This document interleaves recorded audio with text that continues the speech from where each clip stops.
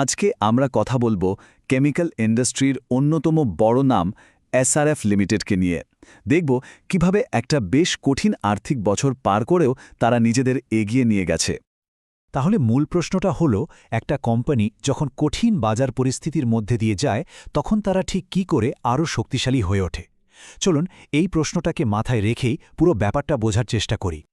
দেখুন, company chairman নিজে যা বলছেন সেটা দিয়েই শুরু করা যাক।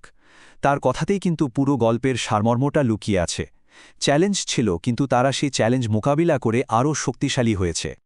আর এই ছবিটা দেখুন, শুধু কথাই নয়, এর পেছনে যে কি বিশাল একটা পরিকাঠামো আছে তা এই ছবিটা দেখলেই বেশ বোঝা যায়।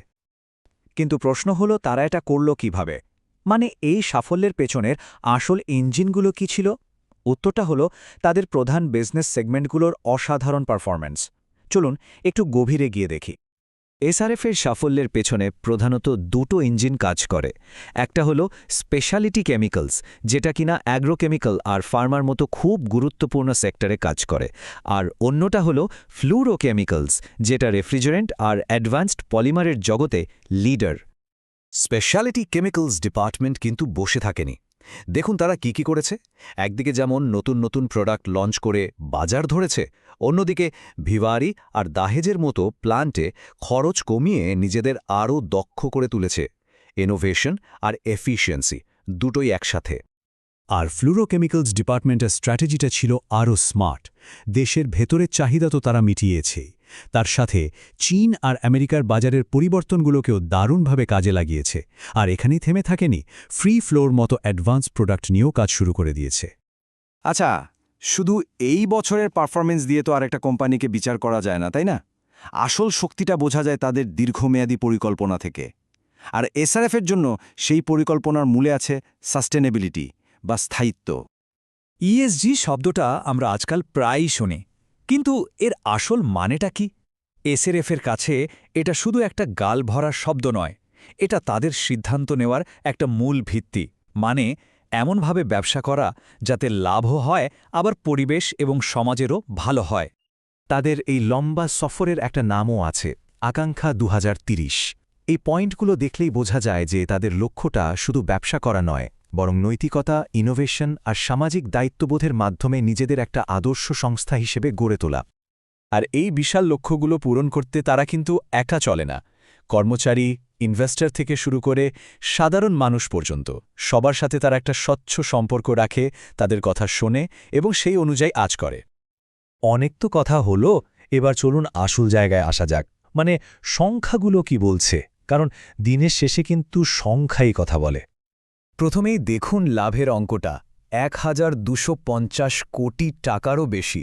ভাবুন একবার, একটা কঠিন আর্থিক বছরে এই পরিমাণ লাভ করা কিন্তু মুখের কথা নয়, এটা তাদের শক্তিশালী অর্থনৈতিক ব্যবস্থাপনারই প্রমাণ। শুধু টাকা কামানোই নয়, পরিবেশের কথাও তারা ভেবেছে। একটা কেমিক্যাল কোম্পানির জন্য পরিষ্কার জলের ব্যবহার ৩২% কমানো, এটা কিন্তু একটা বিশাল ব্যাপার এবং পরিবেশের প্রতি তাদের দায়বদ্ধতার একটা বড় উদাহরণ।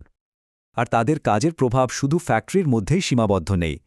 সিএসআর বা সামাজিক দায়বদ্ধতামূলক কাজের মাধ্যমে তারা প্রায় ৫.৫ লক্ষ মানুষের জীবনে সরাসরি সাহায্য পৌঁছে দিয়েছে। এই টেবিলটা দেখুন, এক নজরে পুরো আর্থিক বছরের একটা ছবি পেয়ে যাবেন। দেখুন, একদিকে যেমন বিশাল আয়, তেমনি অন্যদিকে ভবিষ্যতের জন্য বড় বিনিয়োগ বা ক্যাপেক্সও করা হয়েছে। এর মানে হলো তারা ভবিষ্যতের রোজটা নিয়েও ভাবছে। এইবার চার্টটা আমার কাছে সবচেয়ে ইন্টারেস্টিং লাগে।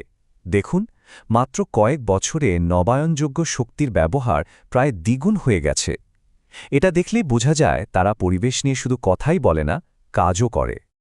তো বর্তমান আর অতীত তো দেখা হলো, এবার চলুন একটু ভবিষ্যতের দিকে তাকানো যাক। সামনে কি আসছে আর এসআরএফ তার জন্য কতটা প্রস্তুত? ভবিষ্যতের একটা বড় চ্যালেঞ্জ হল এইচএফসি গ্যাসের উৎপাদন নিয়ে নতুন নিয়মকানুন। কিন্তু মনে হচ্ছে এসআরএফ এই চ্যালেঞ্জটার জন্য আগে থেকেই তৈরি। তারা নিজেদের কৌশল সেভাবেই সাজিয়ে নিয়েছে। আর কোম্পানি সিএফও নিজেই যখন এত আত্মবিশ্বাসের সাথে বলছেন যে আগামী বছরটা আরও ভালো হবে, বিশেষ করে পিটিএফই সেগমেন্টের জন্য, তখন বোঝাই যাচ্ছে যে তাদের পরিকল্পনাগুলো ঠিক পথে এগোচ্ছে। তাহলে সবশেষে একটা প্রশ্ন এসেই যায়, এই যে এত পরিবর্তন, এত অনিশ্চয়তা, এর মধ্যে দিয়ে টিকে থাকার আসল শক্তিটা কোথায়? স্বল্পমেয়াদী লাভে নাকি একটা দীর্ঘমেয়াদী টেকসই ভবিষ্যতের স্বপ্নে? এসআরএফের এই গল্পটা কিন্তু আমাদের সেই কথাটাই ভাবায়। ব্যাপারটা নিয়ে ভাবা যেতেই পারে, তাই না?